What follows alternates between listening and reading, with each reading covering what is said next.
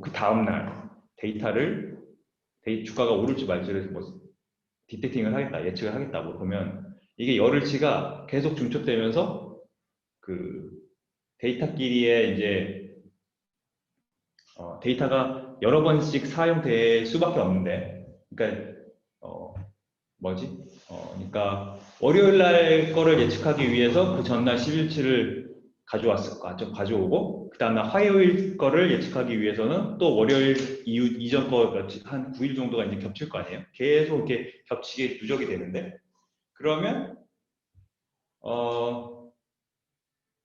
통계적인 시계열 분석에서 가장 기본적으로 가정하는 게 IID인데, 그 Independent and Identical Distribute를 가정을 하죠. 근데 그렇게 중첩이 되면 일단 독립 과정에서 깨져버리고 이게 IID가 이제 이루어질 수가 없어요. 근데 그래서 IIID에 가까운 표본을 추출하기 위해서 어떻게 하는 건지를 이 장에서 설명을 하고 있습니다. 근데 진짜로 IID 하려면 중첩 안 되게 하면 되죠. 뭐 열을 치면 열흘치 이후의 거를 다시 열흘치 딱 뭐 하고 이런 식으로 하면 되는데, 그러니까 뭐 데이터가 열흘치가 이렇게 있었으면 여기서 열흘치에 그 다음 거 예측하는 거 레이블링하고 다시 이렇게 열흘치 가지고 와서 그 다음 거 예측하는 거 하고 이런 식으로 하면 IID가 되겠죠. IID 중첩이 안 되니까. 근데 이건 되게 바보 같은 방법이고, 이렇게 하면 데이터가 엄청 많아야 돼요. 근데 아시다시피 금융 데이터 쌓아봤자 일간 데이터 하면 1년치가 360개밖에 안 돼, 아니 250 몇 개밖에 안 되는데, 그쵸? 쉬는 날 빼면 장 열리는 시간까지 하면 뭐 크립토 커런시는 요즘에 뭐 연중 무휴로 돌아가니까 상관없지만, 얘는 금융 데이터를 얻으려면 1년에 250개 정도밖에 데이터가 안 되는데, 거기서 이제 저렇게 그 데이터 샘플링을 하면 너무 샘플 수가 적어지기 때문에 머신러닝에서 의미 있는 성과를 내기가 어렵습니다. 그래서 여기서는 그래도 어느 정도의 그 중첩을 허용하면서 최대한 IID에 가까운 표본을 추출하려면 어떻게 해야 되는지 이제 샘플링 방법을 알려주고 있습니다.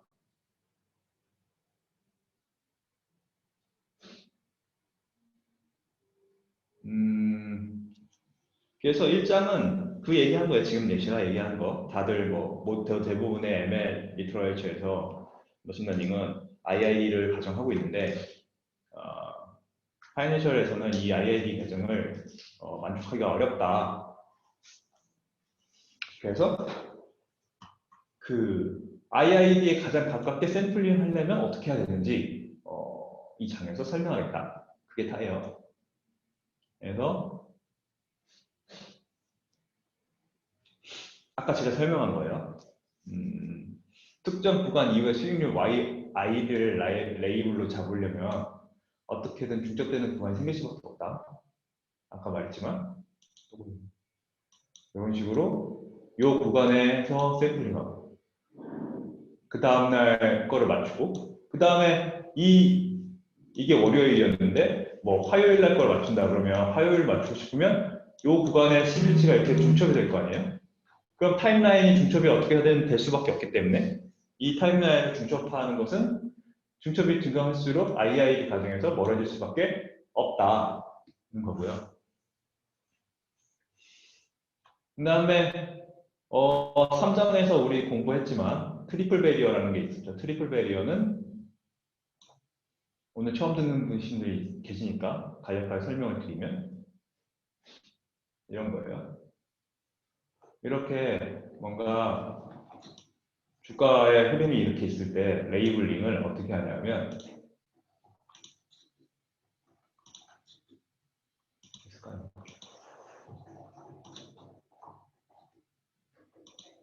대개의 경우 여기서 뭐 레이블링을 한다, 이 다음 거를. 그럼 오르면 플러스 1, 뭐 내리면 마이너스 1, 아니면 0, 뭐 이런 식으로 보합이면 0, 뭐 3개로 할 때도 있고 뭐 2개로 할 때도 있고 이런 식으로 레이블링을 하는데, 그렇게 하지 말자는 거예요. 여기는 여기서 이렇게 됐을 때 단순하게 그 다음날 이제 플러스 마이너스 1로 하는 게 아니라 여기서 어떤 영역을 이렇게 제시를 하고요.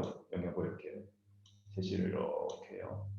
그래서 수익률의 어퍼 바운드, 하단 그 로우 바운드를 치고요. 이 로우 바운드와 어퍼 바운드를 미트 했을 때, 미트 할 때 이제 뭐 플러스 1로 레이블을 하고 여기 마이너스 1로 레이블을 하고 이런 식으로 하는 건데 여기에 플러스에서 트리플 이닉 하나 더 있겠죠? 뭐냐? 이렇게 호리즌탈 베리어가 있는 반면에 이제 버티컬 베리어가 있어요. 얘는 뭐냐? 여기 이 주가 방향에서 이렇게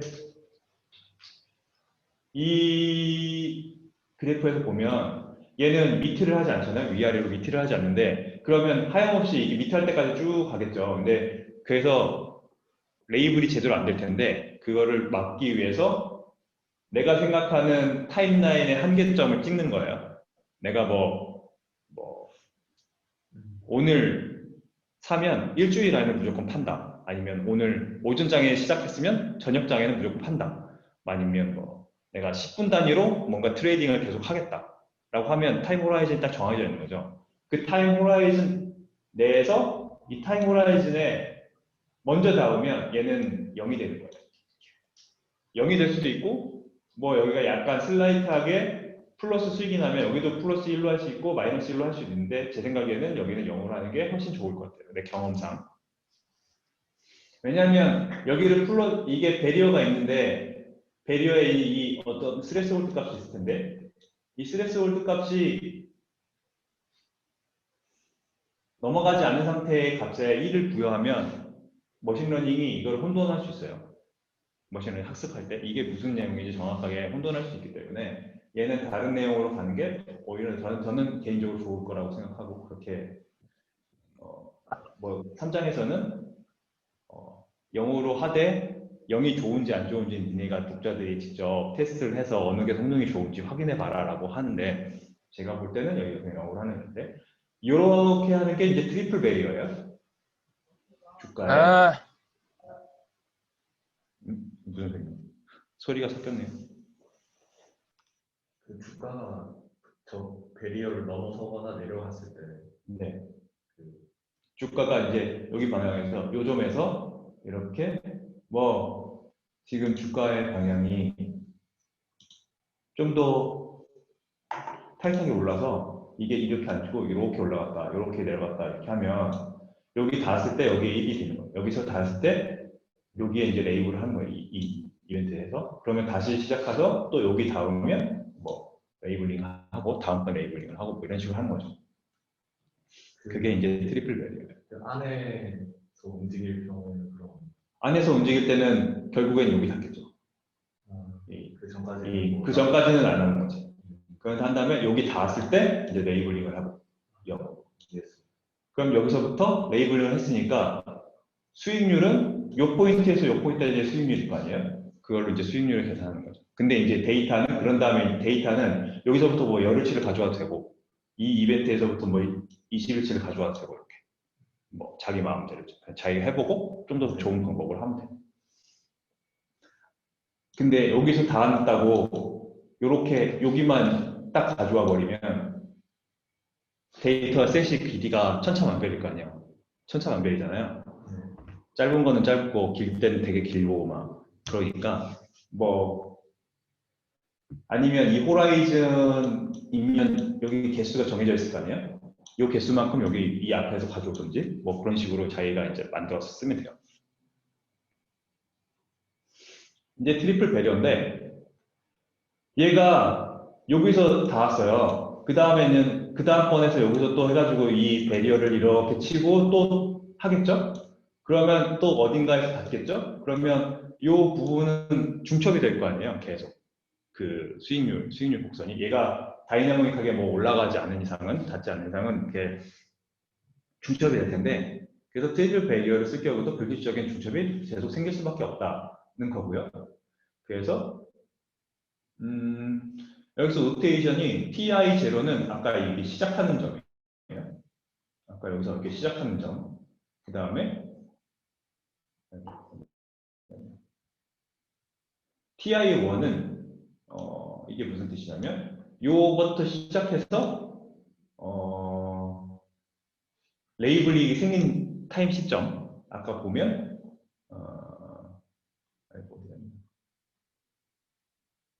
요 점이 될 수도 있고 요 점이 될 수도 있고 요 점이 될 수도 있겠죠. 이렇게 타임이 레이블링이 매겨진 그 시점이 TI의 1이에요. TI의 1. 근데 얘 말고 다음번 TJ 다음번 다른 두 번째 그 샘플링 타임에서 어떤 샘플링 타임이 또 되겠죠. 샘플링 되겠죠. 레이블링 되겠죠. 요 애들은 이렇게 해서 이렇게 중첩이 될 수밖에 없다는 얘기예요. 이게 어쩔 수 없다. 이렇게 레이블링 하는 한도 내에서는 진짜로 아까 말했지만 요 구간을 비해서 이렇게 샘플링을 하지 않는 이상은 무조건 이렇게 닿을 수밖에 없어요. 근데 이게 어떻게 극복할 거냐, 이 오버래핑 되는 거를 그 뒤에서 나올 거고요.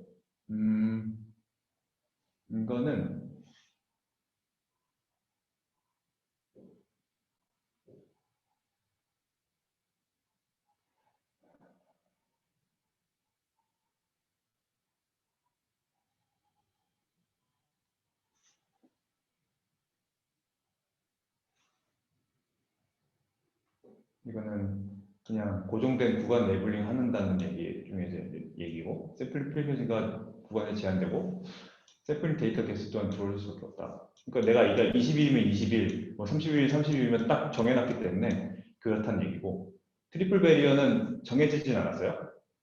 뭐 아까 말했지만 빨리 레이블이 생길 수도 있고 늦게 생길 수도 있고 구간이 가변적이라서 뭐 이 최종 구간은 정해져 있지만 길이 정해져 있지만 근데 내가 이 뭐 버티컬 베리어를 지정을 안 했다. 그러면 이건 하염없이 가겠죠. 근데 우리가 할 때 트레이딩 할 때는 타임 컷을 무조건 정해 놓기 때문에 저거는 버티컬은 거의 그냥 정해져 있다고 생각하고 하는 게 좋아요. 그리고 아까 말했지만 트리플 베리어의 랩이 경우에는 샘플링 프리퀀시가 패스에 따라서 결정된다 라고 하는 건데 이게 뭔 얘기냐? 주가가 이런 식으로 이렇게 보합세일 때는 길게 이어지다가 여기서 끝나지만 이렇게 크게 바운스 할 때는 빨리 끝나죠. 이 데이터가 어떤 패스로 움직이느냐에 따라서 샘플링의 길이와 샘플링을 어떻게 프리퀀시를 잡을 것이냐가 결정된다는 거예요. 뭐 당연한 얘기고.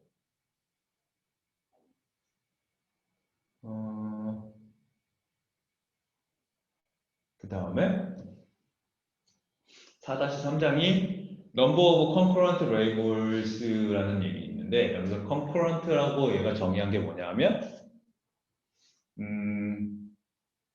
같은 T 시점에 그러니까 T5 시점, T6 시점에 그렇게 레이블이 아까 그 레이블 두 개 중에 중첩되는 게 있으면 그를 그 T 시점에 여기서는 콘커런트하다고 얘기를 하고 있어요. 그러니까 두 개가 공존한다, 중첩되어 있다는 얘기예요. 그래서 이 RT-1T 시점에 PT-PT 이게 수익률인데 이걸 구하기 위해서 같은 타임 시점이 두 개 이상 중첩되면 그거를 이제 얘는 레이블링이 same time interval에서 이제 안에서 컨커런트하다 여기 타임 t에서 컨커런트하다고 얘기하는데 뭐 한국 번역서에서는 t 시점에서 공존한다 이렇게 뭐 이렇게 이런 식으로 번역을 했더라고요. 그래서 뭐 중첩된다는 얘기고요.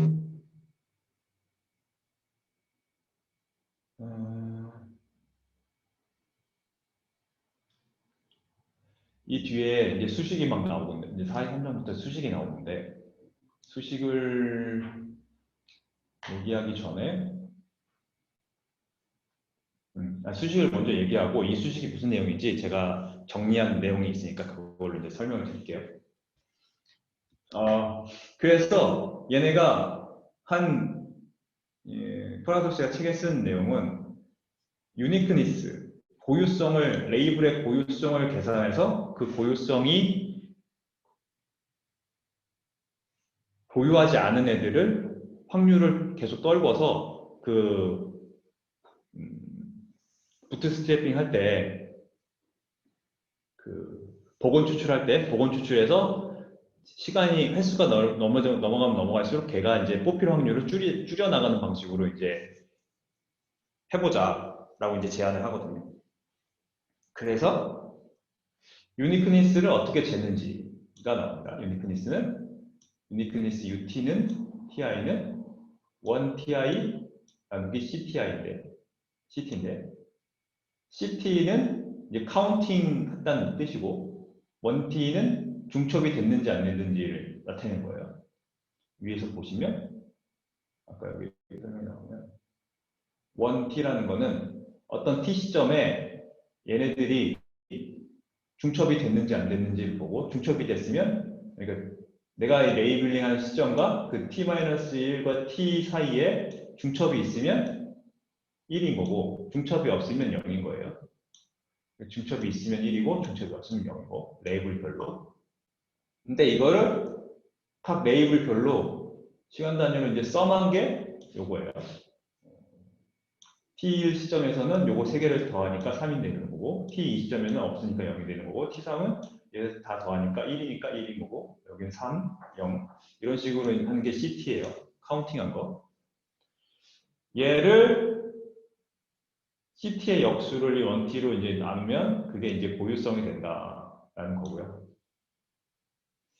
이 고유성을 에버리지 하는 게 UI 바예요. 이 평균치. 그러니까 UTI를 구하고 UTI를 또 시간에 대해서 적분한 거죠. 시간에 대해서 적분해서 커멘트 아웃 시키고 그걸 일트 아까 말했던 이 카운트 한 거. 1TI를 다 더한 거. 그러면 1TI를 이것도 시간의 함수로 이렇게 다 더하면 더한 걸로 걔를 나누면 평균치가 되겠죠. 그래서 이제 유니크니스의 그 평균치를 구하고 그 평균치로 이제 추출할 확률을 구해요. 그러니까 고유성이 높은 애들은 확률이 높고 중첩이 많이 되는 애들은 확률을 낮추는 거예요. 그런 식으로 해서 이제 내가 복원 추출할 수 있는 확률을 이제 디밸런싱 아니라 리밸런싱 하는 거예요. 매번 복원할 때마다.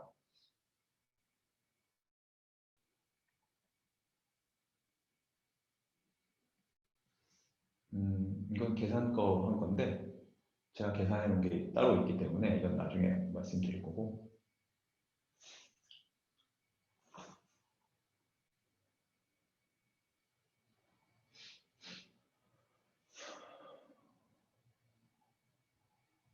그래서 에버리지 유니크 레이블을 구해서 히스토그램을 그려보면 이런 식으로 약간 뭐라 그럴까 로그 정보분포 같은 분포로 나타난다는 뜻이에요. 이거는 뭐 별 의미 없고.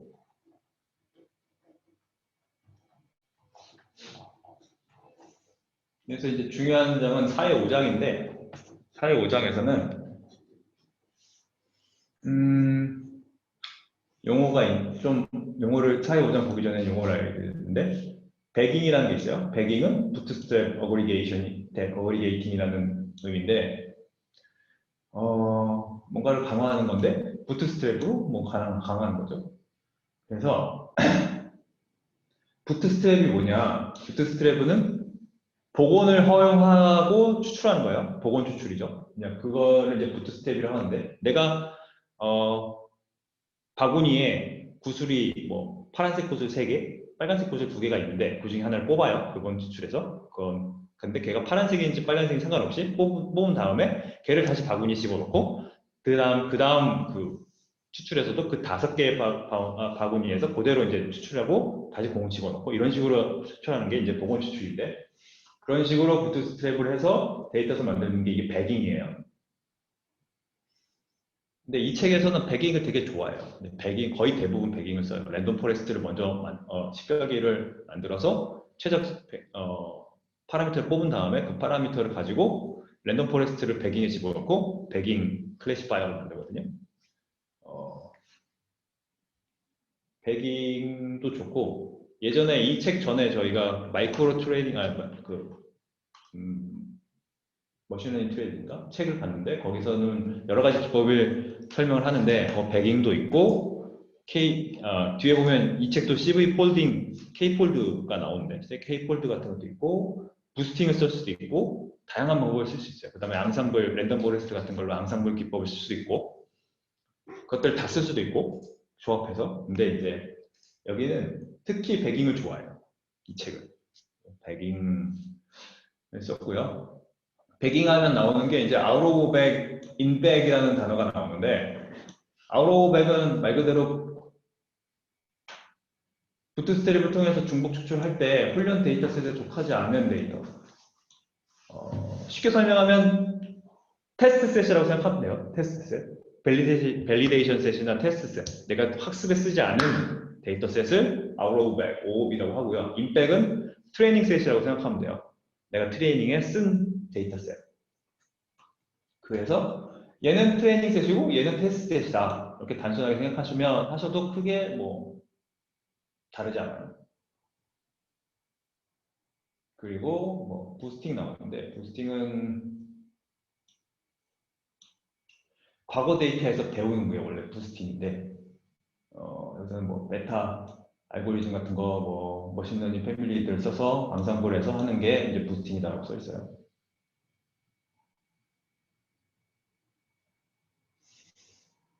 그래서 배깅 클래시파이어를 쓸 때 유니크니스를 어떻게 할 것이냐 뭐 이렇게 나오는데 이쪽 장은 제가 몇 번 읽어봤는데 잘 이해가 이 내용은 이해가 잘 안 되더라고요. 그래서 i개의 아이템을 가진 집합에서 보건 추출을 i번 시행했을 때 특정 아이템이 i가 선택되지 않을 확률은 요거예요. 예, i를 유니폼 디스트리뷰션을 가정하고 하거든요. 이게. 유니폼 디스트리뷰션은 이렇게 확률값이 다 똑같은 거죠. 이게 뭐 5개 있으면 다 5분의 1이겠죠? 그게 다 똑같기 때문에 얘가 5분의 1에 내가 뽑힐 확률은 i분의 1이고 그걸 빼면 뽑히지 않은 확률 있잖아요. 그거를 i분한 거니까 이게 그 선택되지 않을 확률이 돼요. 1-i분의 1에 i승이 되는데 얘를 i를 엄청나게 크게 하면 리미트 로테이션 하면 얘가 결국에는 2-1에 2의 역수에 수렴한다. 이거는 지수함수의 그냥 정의죠. 이 지수함수의 정의이기 때문에 지수값의 정의이기 때문에 그거 그냥 들어 쓴 거고요. 그래서 이 말은 고유한 개수의 기대값이 2의 1-2의 마이너스에서 3분의 2 정도가 된다. 라는 의미래요. 책에서 그렇게 나와요.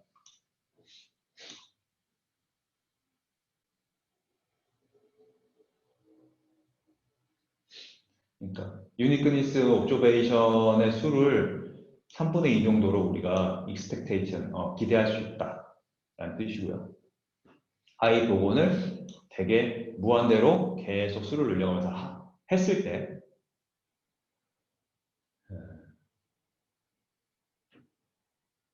그래서 보면 아까 그 분포를 보면 이거 3분의 2인데 저게 진짜 3분의 2가 나오네. 아무튼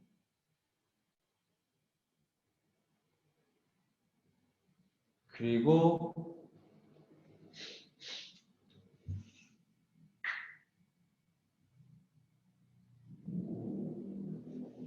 여기는 비중첩의 결과에 중첩되지 않은 최대 개수가 k, i는 복원 횟수니까 당연히 i보다 작겠죠. 작거나 같겠죠. 그래서 중첩되지 않은 최대 개수가 k개일 때 슬라이드 id 아이템을 가진 가치파에서 i 번 초원 추출할 경우에 아이템 i가 출생제작 확률은 요거예요. 아까 k니까 비중적 결과의 최대 개수가 k라고 했으니까 k-1을 i번 반복한 거니까 요게 되겠죠. 근데 이거를 표본의 크기가 커질수록 확률은 이렇게 된대요. 근데 얘는 책에서 이렇게 쓰다가 갑자기 이걸로 바뀌어요. 어펜딕스도 없고 왜 이렇게 되는지 설명이 없어가지고 잘 이해가 안 가요.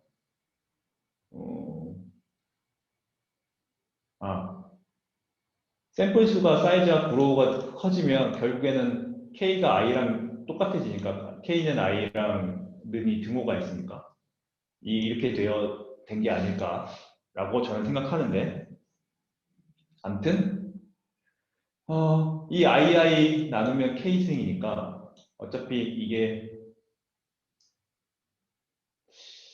이거를 이렇게 잘못 쓴 게 아닐까라는 생각도 들고 참 그래서 이거는 좀 다른 자료를 좀 더 찾아봐야 될 것 같아요. 제가 이제 찾아보지 못해가지고 이 책에 나와 있는 대로 제가 설명을 드릴게요. 그러면 이게 2의 마이너스 K승이 돼서 이거는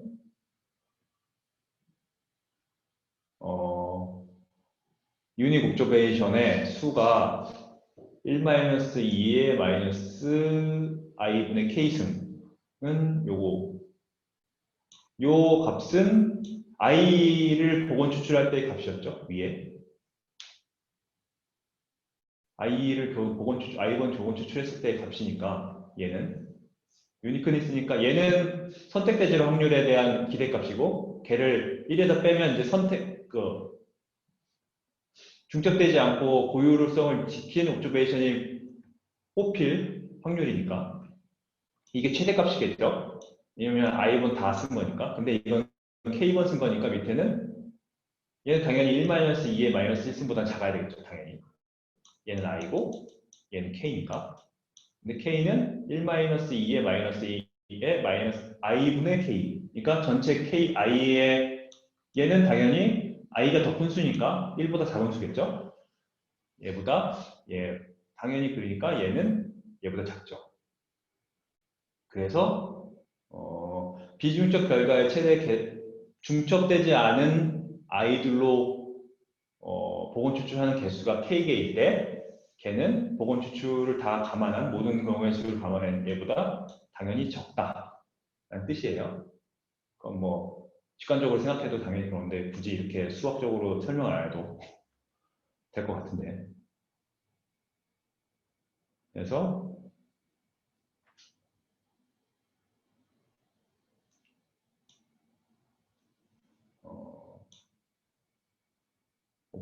오버샘플링은 IID를 가정해서 어슈밍해서 부적절하게 가정해서 하는 이런 것들은 오버샘플링을 이끌 수 있다라고 이제 갑자기 결론을 맺는데 왜냐하면 이제 IID라고 생각해서 막 뽑다 보면 이미 중첩돼 있어가지고 서로 상관돼서 의미가 없는데 앞에 있는 애들이 의미를 다 가지고 있고 뒤에 거는 리던던시인데 리던던시 애들까지 계속 뽑아서 샘플링을 하게 된다는 거죠.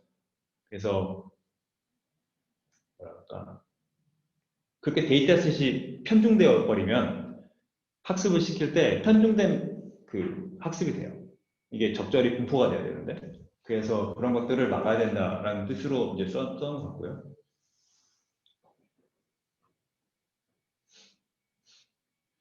그 다음에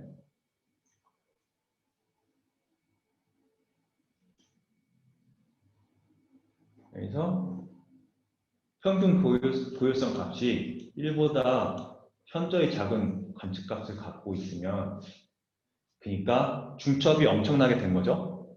평균 고율성 값은 1보다 되는데 1보다 작은 값이 많은 그런 관측값을 쓴다는 거는 중첩이 되게 많은 애들로 썼다는 거예요.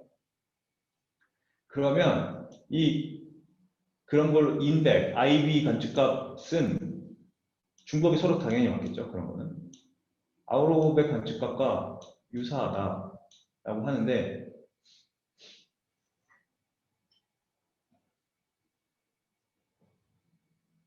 그 추출이 크게 필요 없는 상황이 발생해서 비효율적인 부트스트랩을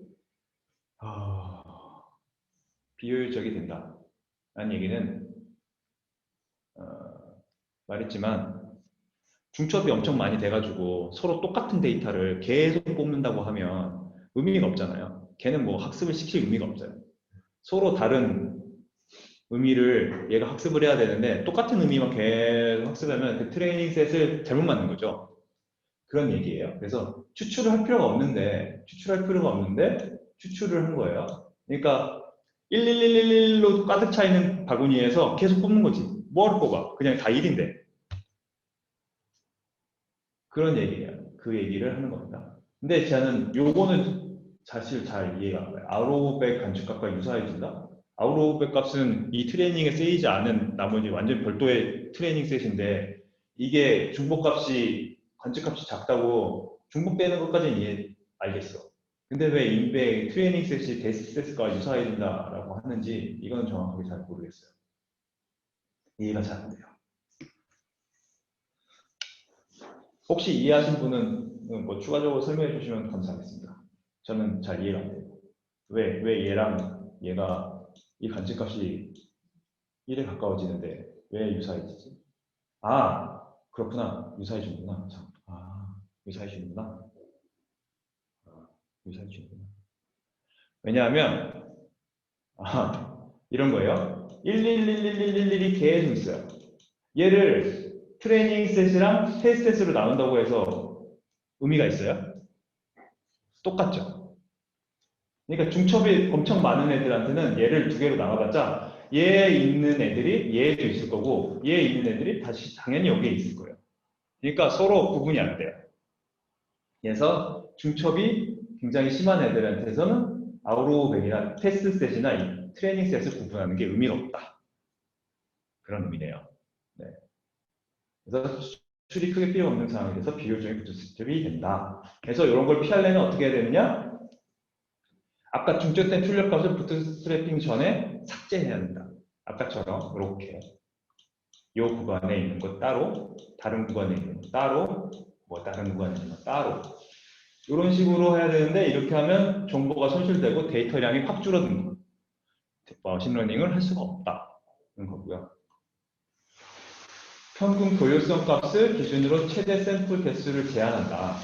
그것도 있는데 이거는 1보다 괜찮은 방법이고 여기 안에서 여태까지 쓴 평균 고효성 값 얘기를 유지할 수 있으니까 좋은데 얘보다 더 좋은 방법으로 얘가 얘기하는 거는 시퀀셜 부트스트래핑을 해라는 거예요. 시퀀셜 부트스트래핑. 그건 뭐냐 하면 뒤에 나오는데 부트스트래핑 한 번 하고 확률값 구하고 고효성으로 확률값 구하고 그 확률값대로 다시 그 확률값에 의거해서 다시 복원 추출하고 그 다음에 그 확률을 다시 갱신하고 이런 식으로 순환해서 계속 시퀀셜하게 부트스트래핑을 해야 된다 라는 게 이제 시퀀셜 부트스트래핑이고요. 그래서 처음에는 유니폼 부품을 가정해서 이제 관측값을 뽑고 랜덤하게 뽑는 거죠. 두 번째 추출할 때는 그 중첩 결과가 높은 애들, X, 높은 애들의 그 확률을 떨어뜨리기 위해서 확률을 계산해서 업데이트를 하고 그거에 따라서 추출한 다음에 다시 세 번째 추출하기 전에 세 번째 추출 확률을 계산해서 세 번째 추출하고 그러니까 추출하는 횟수마다 중첩되는 확률을 계산하는 거예요. 계속 업데이트를 하는 거예요. 데이터 셋에 대한. 그래서 많이 중첩된 애들은 점점 추출이 덜 되게 횟수가 지날수록 하는 방법이 시퀀셜 부트스트래핑입니다. 그래서 이거를 하는 방법을 뭐 이제 거기서 이제 이렇게 여기가 이 책이 좋은 게 코드가 이렇게 다 나와 있어요. 잘 돌진 않지만 이걸 돌게 만들려면 내가 손으로 또 다 작업을 좀 해줘야 돼. 좀 튜닝을 해줘야 되고 그 다음에 최적화의 관점에서 코드를 짜는 게 아니라서 되게 느려요. 그래서 뭐 그런 것들을 다 바꿔줘야 돼요. 뭐 이를테면 판다스랑 넌파이를 쓰는데 판다스를 그냥 돌려가지고 되게 느려요. 넌파이를 쓰면 그리고 연산을 다 판다스를 폼으로 돌렸어요. 넌파이를 폼으로 돌리고 넘파이는 매트릭스 연산하라고 만드는 게 넘파인데 매트릭스 연산으로 간단하게 끝날 거 연산 그 함수들도 있는데 그 함수 안 쓰고 그걸 또 포문으로 돌렸어요. 이중 포문을 막 돌려요.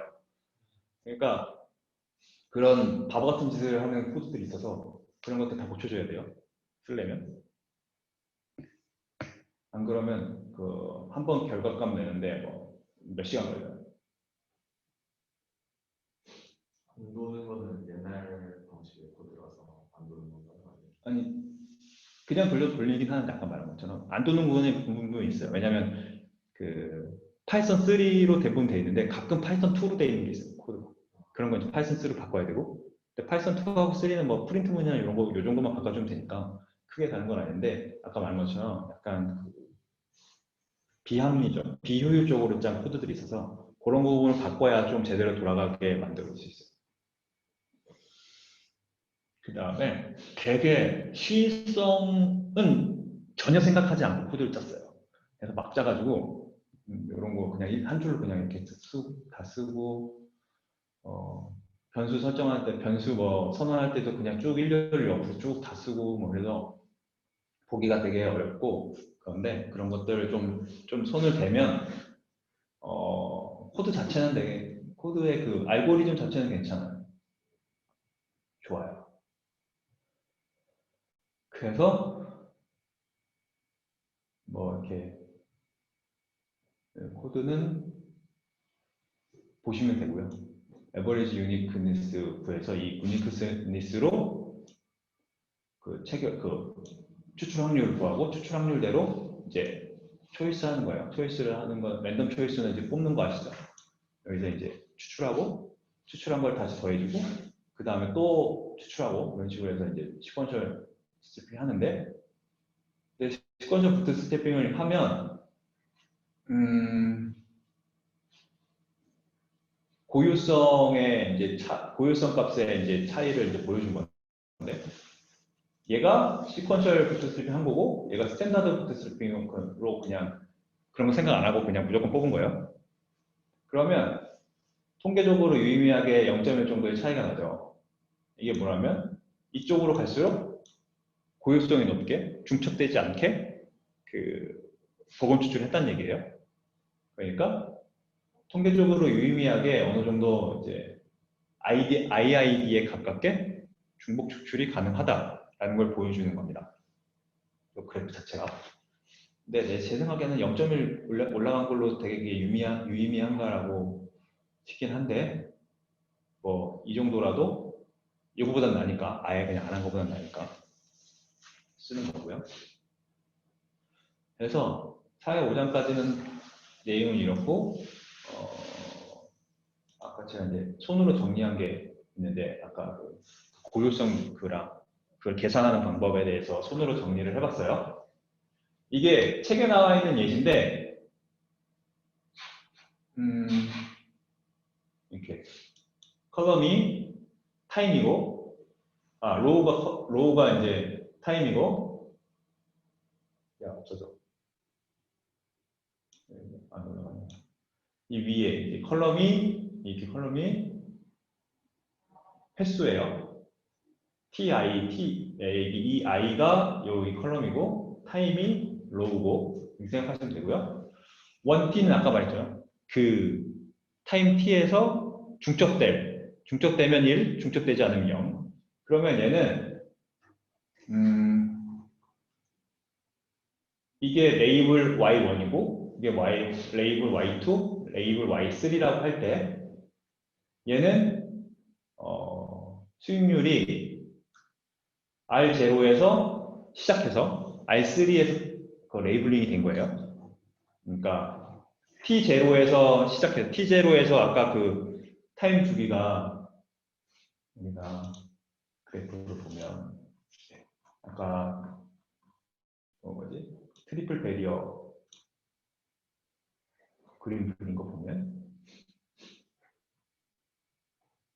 이렇게 시작점이 있고 레이블이 된 요 이벤트가 딱 만난 그 레이블이 된 종료 시점이 있죠.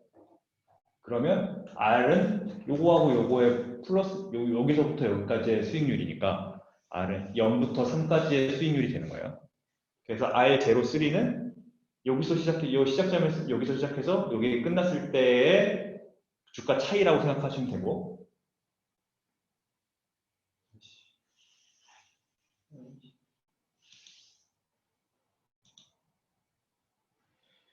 얘는 그러니까 R0에서 샘플링 그거 하는 거를 시작해서 샘플링이 된 시점이 R3인데, 그래서 그 수익률이라는 거고, 그 수익률이 R0로 시작해서 3에서 갈 때 월봉은 중첩이 0, 1, 0에서 1, 1에서 여기는 1, T1이니까 0에서 1로 갈 때 여기 중첩되어 있고 1에서 2로 갈 때 중첩됐고 2에서 3으로 갈 때 중첩됐다는 얘기예요.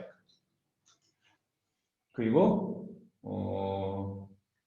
I2는 2에서 시작해서 4에서 그랬으니까 3, 4가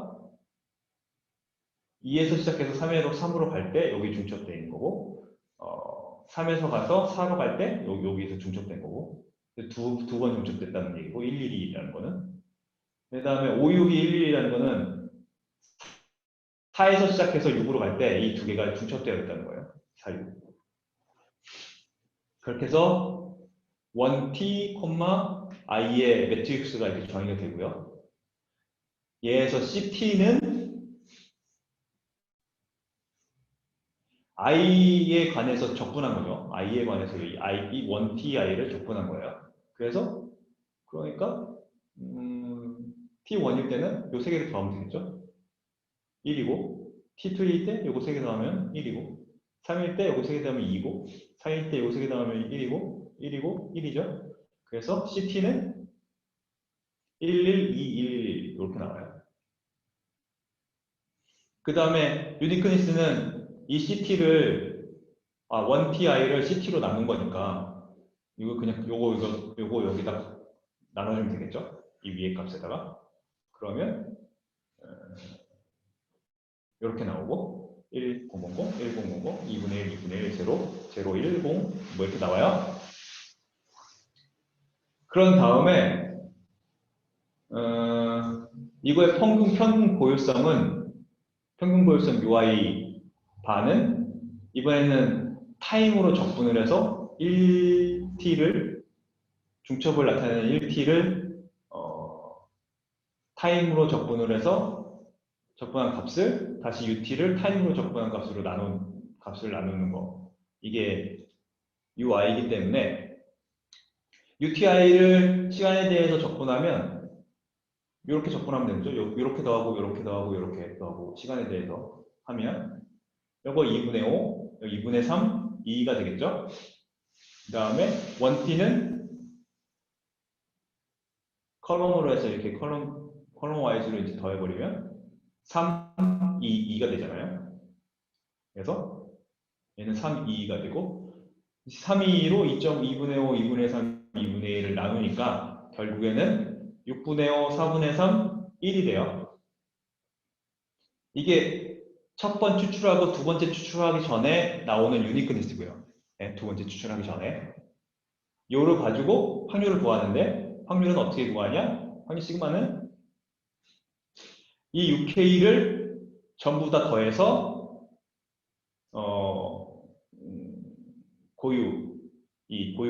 고유값을 그 평균 고유값을 6K 전체 6K로 나누면 이 확률이 되는데 그러면 이거 전체 다 더하면 뭐 6분의 5, 4분의 3 플러스 1 다 더하면 12분의 31이 되고 이거를 6분의 5 다시 나눠주면 되니까요. 그럼 결국에 값은 31분의 10, 31분의 9, 31분의 12가 되죠. 그러면 아까처럼 얘는 이 Y 레이블은 그러니까 1번 레이블하고 2번 레이블, Y1 레이블, Y2 레이블은 서로 컨커런시가 생기잖아요. T2 시점에 중첩이 되죠. 근데 얘는 중첩되는 게 없잖아요. 그러니까 얘가 다음번에 뽑힐 확률이 높아지는 거예요. 얘가 32분의 12가 돼서 얘가 고율성에 따라서 얘가 좀 더 높은 확률을 갖고 다음번 추출이 이루어지는 거예요. 그렇다고 얘가 꼭 확률 높다고 얘가 꼭 뭐 추출이 되진 않겠죠. 그건 이제 그 랜덤하게 뽑는 거니까. 근데 얘가 좀 더 확률이 높아진다.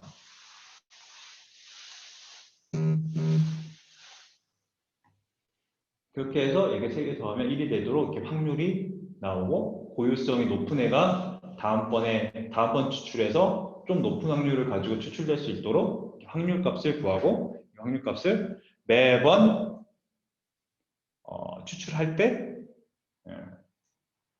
매번 확률 값을 구해서 그 값을 가지고 한다는 거예요. 추출을. 그렇게 해서 추출을 하면 결국에는 뭐냐? 아까 그 그래프가 나온다는 얘기예요.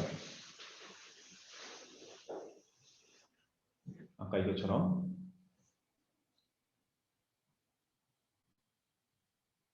통계적으로 유의미하게 고율성이 좀 더 1에 가깝게, 좀 더 II에 가깝게 추출이 되는 모습을 보일 수 있다. 이게 4-5장까지의 내용입니다. 이 다음에는 이제 4-6장에서 8절까지부터 나가는데 그 부분은 다음번 2차 두 번째 시간에 이정택님이 발표를 해주실 거고요. 오늘 제가 준비하는 거는 여기까지입니다. 혹시 질문 있으시면 질문해 주시고요. 없으시면 여기서 마치겠습니다.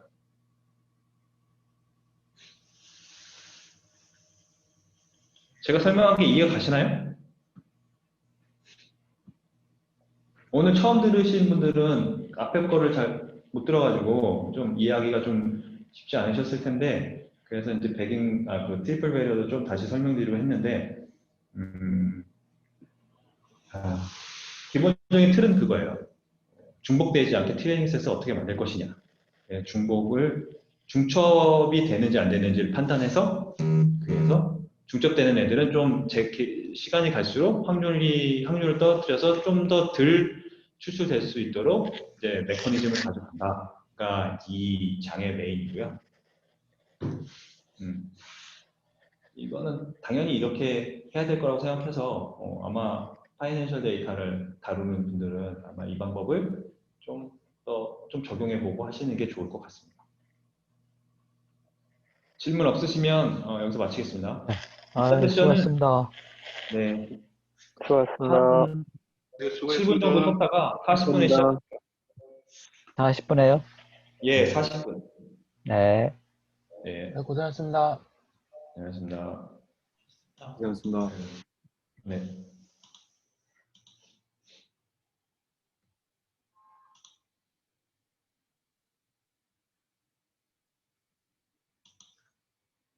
보통 세션 2개 정도. 네, 2번. 오전 첫 세션은 저희 이제 이 교재 발표하고 두 번째 세션은 이제 각자 생각하고 있는 뭐 프로젝트라든가 하고 있는 거 위주로 하는데 앞으로 이제는 어떻게 하냐면 소규모 프로젝트를 이제 모여서 하는 거를 하려고 해요. 이제 소규모 프로젝트 하고 싶은 게 있으시면 먼저 발의를 해서 저희 잔디방에 보면 이렇게 프로젝트 발의라고 있는 방이 있거든요. 여기에 올려주시면 돼요. 내가 이런 걸 하고 싶다. 간략하게 소개글 올리고 올리신 주에 두 번째 세션 잠깐 시작하기 전에 한 10분 정도 시간을 드릴 텐데 거기서 이제 설명을 하고 프로젝트 1을 모으시면 그게 한 3명 정도 이제 프로젝트 1이 구성이 돼서 어느 정도 하면 계획을 짜고 언제까지 어떻게 발표하고 어떤 걸 하겠다라고 이제 발표하시면 구성이 되시면 그대로 그 소그룹끼리 따로 모이시거나 해서 이제 진행을 하시면 돼요. 혼자 하면 너무 빡신데 이게 좀 범주도 높고 근데 뭐 2-3명이서 같이 하면 나눠서 좀 하면 좀 빠르게 할 수 있으니까요. 그런 식으로 하시면 됩니다. 아니면 뭐 논문을 같이 보자든가 그런 것도 괜찮습니다. 논문 하나를 풀리 같이 보고 구현까지 해보자. 뭐 코드가 요즘에는 우리 이쪽 논문들은 거의 대부분 코드 같이 있으니까 그 코드 뜯어보고 좀 더 효율적으로 어떻게 짤지 봐서 그거 돌려보고 뭐 아웃풋 공유해 주시고 논문 발표 플러스 그 코드 돌린 것까지 해서 이렇게 해서 하셔도 되고 두 가지로 하고 싶으신 거 올리시면 됩니다.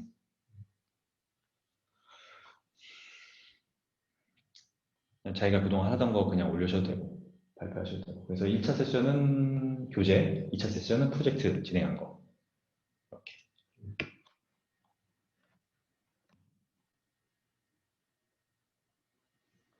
책에서 근데 네. 그 장마다 데이터셋이 다 다른가요? 아니면 하나의 데이터셋으로 이어서 데이터셋을 뭘 썼다고는 얘기 안 해요. 그렇습니다. 거의 대부분 SPY 쓴 것 같은데 뭘 썼다고는 정확하게 얘기는 뭘 썼다고 얘기하는 장도 있는데 네. 뭐 똑같은 세트로 처음부터 끝까지 한 건 아니고 네. 좀 다른 데도 있고 비슷한 것도 있고 그러면 1 단위로 거의 1 단위로 여기 일간 단위로 있고요. 프라도 없이 다른 책 이제 뭐 VP나 이런 책 옛날 박사 논문 쓸 때 쓴 것 같은데 그런 거 보면 거기서는 이제 HFT를 다룬 거라서 일간 데이터, 틱 데이터로 쓰긴 했는데 분 데이터는 이 책은 주로 일간 데이터로 했어요. HFT도 같이 하시는 건가요? 저는 하고 있어요. 여기서는 저번에 HFT 제 교재를 했었는데 한 번 했어요. 한 번 HFT. 그러면 그 다음에 두 번 정도 했구나. 한 번 더 했구나. HFT 잠깐 했고요. HFT 근데 어려워요. 많이 어려워서 실제로 책에서 있는 대로도 안 되고 실제로 해보면 체결이 뭐 이렇게 손댈 게 많아가지고 수익 나는 모델 만들려면 되게 힘들어요.